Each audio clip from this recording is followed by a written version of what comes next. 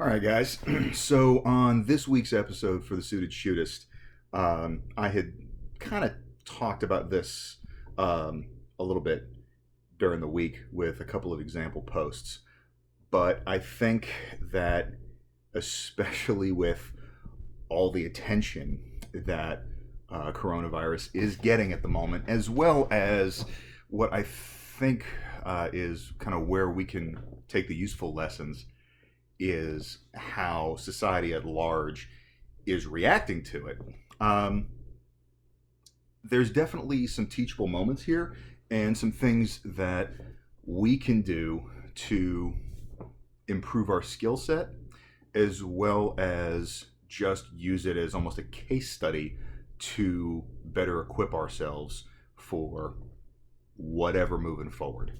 The first that I had kind of talked about already is even if you're just out and about in your daily life, whether you're somebody like myself that is still going into an office for work, or whether you are trying to kind of piecemeal and stockpile some supplies if you're planning on kind of hunkering down at the house for any period of time, whatever.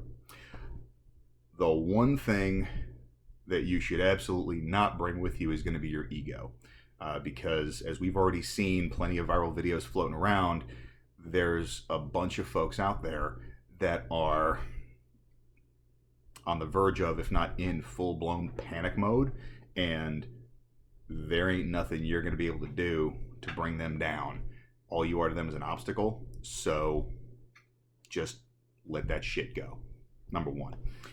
Secondarily, if you do find yourself under self-quarantine, or if you are in a position where you're working from home, you may have a little bit more downtime than you expected.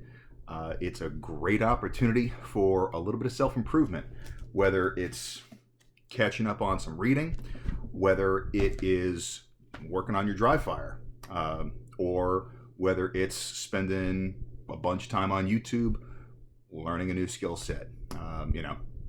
Woodworking, butchery, bead making, find a new hobby. It's good to kind of expand that horizon. And the other big focus is going to be, obviously, don't neglect your grooming, because since the focus of this is a virus, hygiene is going to be important. So don't neglect that, even if you are working from home in your pajamas 5 or 6 days a week. Shower regularly, wash your hands, wash your ass, all that good stuff.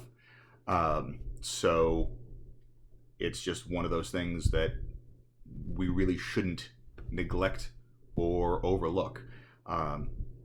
Make sure that you have an appropriate amount of essentials on hand, just so that way it makes the time going by a little more comfortable.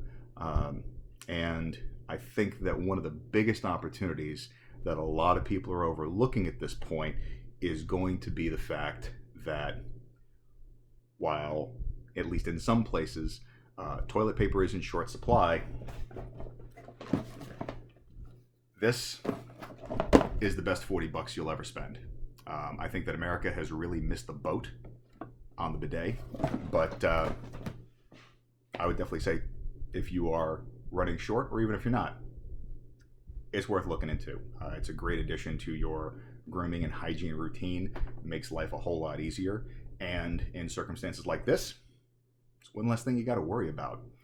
So this is obviously meant to be a little bit tongue-in-cheek. There's a lot of very dire opinions floating around right now, so my hope is to just kind of bring a little bit of levity to the whole thing. Not to say that it shouldn't be taken seriously, but it just needs to be measured.